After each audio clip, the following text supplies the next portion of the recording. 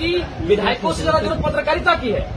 जहां न पहुंचे रवि वहां पहुंचे कवि, कवि यानी कलम, तो आप वहां पहुंचेंगे तो आप में धीरज ज्यादा होना चाहिए। हाँ, बाबा नहीं, वो कोई देवघर के बाबा नहीं। अगर कोई नाम आ रहा है जांच हो, और अगर वो दोषी है तो बिल्कुल उन पर कार्रवाई हो। और उसमें भी तो कई आरोप हैं। देखिए भैया, तो ये मांग सरकार से करेंगे, आप ही ये मांग सरकार से करेंगे। एक विधायक जांच के लिए आदेश जारी नहीं करवा सकता है। एक विधायक मैंने प्रशासन को निर्देश नहीं दे सकता है। निर्देश सरकार देंगे, सरकार के सचिव देंगे। तो इसलिए ये मांग हमें सरकार से करनी चाहिए। सर, सूर्या हाजदा का आवाज आप सदन में उठाएंगे? देखिए, इस बार का जो सदन है ये थोड़ा सा कंफ्यूजिंग है।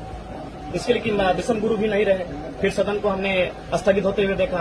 आज रामदास जी भी हमारे बीच नहीं रहे, पहले उनको श्रद्धांजलि देते हैं आपके माध्यम से, हमने वहां भी दिया।